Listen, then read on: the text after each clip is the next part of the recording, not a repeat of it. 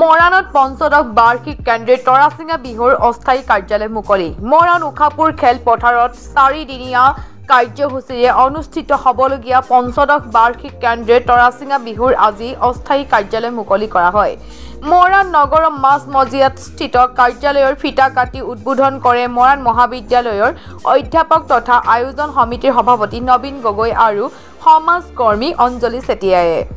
নবীন গগৈয়ে বন্তি প্ৰজ্বলন কৰাৰ লগতে শুভেচ্ছামূলক বক্তব্য ৰাখে। এই সময়ছোৱাত টাইপাৰ কেন্দ্ৰীয় সমিতিৰ সম্পাদক ৰুদ্ৰসাগৰ বুঢ়াগোহাঁই, সমাজকৰ্মী সূৰ্য বৰগোহাঁই, টাইপা নেতা নিপন ফুকন, জান বৰগোহাঁই, অবিনাশ দিহিঙীয়া, অবিনাশ চেতিয়াকে প্ৰমুখ কৰি কেন্দ্ৰীয় তৰাচিঙা বিহুৰ স্থায়ী সমিতিৰ সদস্য তথা আয়োজন সমিতিৰ সদস্যসকল উপস্থিত থাকে। হয়, নমস্কাৰ।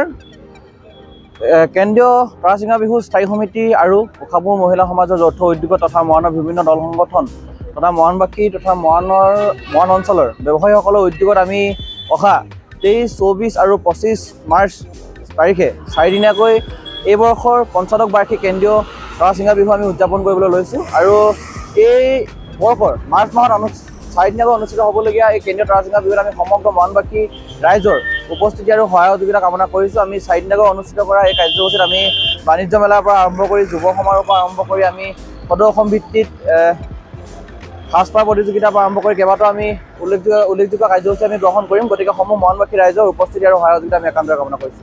কেন্দ্ৰীয় তৰাচিঙা বিহুৰ স্থায়ী সমিতিৰ আৰু উখাপুৰ মহিলা সমাজৰ উদ্যোগত মৰাণবাসী ৰাইজ আৰু ব্যৱসায়ীসকলৰ সহযোগত আমি অনুষ্ঠিত কৰিবলগীয়া পঞ্চদশ বাৰ্ষিক কেন্দ্ৰীয় তৰাচিঙা বিহুৰ এইবাৰ 4 দিনীয়া কাৰ্যসূচী অনুষ্ঠিত কৰিবলৈ লোৱা হৈছে। বিগত সময়ছোৱাৰ দৰে এইবাৰো পৰম্পৰা ৰক্ষা কৰি আমি এই বিহু ভাগি আৰম্ভ কৰিব বিচাৰিছোঁ। আৰু এইবাৰ উদযাপন সমিতিয়ে আমাৰ ভৱিষ্যত প্ৰজন্মৰ সুৰক্ষিত ভৱিষ্যতৰ স্বাৰ্থত বা ভৱিষ্যত প্ৰজন্মক এই বিহুখনৰ লগত সংগতি ৰাখি তেওঁলোকক সুবিধা প্ৰদান কৰাৰ আমি কেইবাটাও কাৰ্যসূচী গ্ৰহণ কৰিব বিচাৰিছোঁ। মুঠ 23, 24, 25 আৰু 26 মাৰ্চ তাৰিখে আমাৰ এই 4 দিনীয়া কাৰ্যসূচীৰে কেন্দ্ৰীয় তৰাচিঙা বিহুৰ আমাৰ কাৰ্যসূচী অনুষ্ঠিত হ'ব।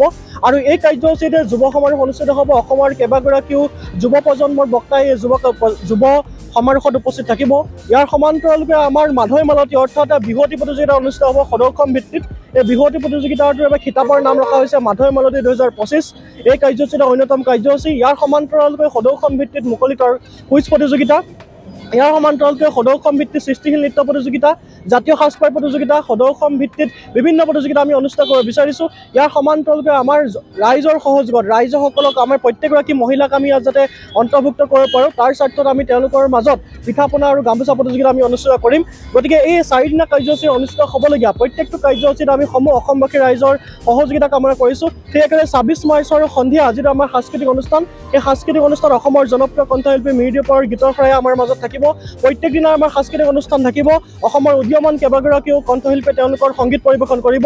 ইয়াৰ সমান্তৰালভাৱে 12-দিনীয়া সাংস্কৃতিক কাৰ্যসূচী থাকিব, দোলৰ যাত্ৰা থাকিব। বিভিন্ন কাৰ্যসূচীৰে খুব সুন্দৰভাৱে আমি 4 দিনীয়া কাৰ্যসূচীৰে অনুষ্ঠানটো অনুষ্ঠিত কৰিব বিচাৰিছোঁ। গতিকে এই কাৰ্যসূচীটো সুন্দৰভাৱে ৰূপায়ণ কৰাৰ স্বাৰ্থত, এই অনুষ্ঠানটো খুব সুন্দৰভাৱে অনুষ্ঠিত কৰাৰ স্বাৰ্থত আমি প্ৰত্যেকগৰাকী মৰাণবাসী ৰাইজক সহযোগিতা কামনা কৰিছোঁ। আশা ৰাখিছোঁ সকলোৱে সহযোগিতা দিহা পৰামৰ্শত এই অনুষ্ঠানটোৱে এক নতুন ৰূপ পাবলৈ সক্ষম হ'ব। ধন্যবাদ। আজি কেন্দ্ৰীয় পঞ্চদশ বাৰ্ষিক কেন্দ্ৰীয় তৰাচিঙা বিহুৰ আমাৰ যিটো অস্থায়ী কাৰ্যালয় আজি শুভাৰম্ভণি কৰা হয়, এই শুভাৰম্ভণি অনুষ্ঠানৰ আমাৰ কাৰ্যালয়টো মুকলি কৰে আমাৰ উদযাপন সমিতিৰ সন্মানীয় সভাপতি তথা মৰাণ মহাবিদ্যালয়ৰ জ্যেষ্ঠ অধ্যাপক নবীন গগৈ ছাৰে। আৰু আমি আশা ৰাখিছোঁ আজিৰ দিনটোত প্ৰায় কেন্দ্ৰীয় তৰাচিঙা বিহুৰ যি কাৰ্যসূচী খুব সুন্দৰভাৱে আগবাঢ়ি যাব আৰু মৰাণবাসী ৰাইজৰ আমি সহযোগিতা পুনৰবাৰ কামনা কৰিছোঁ।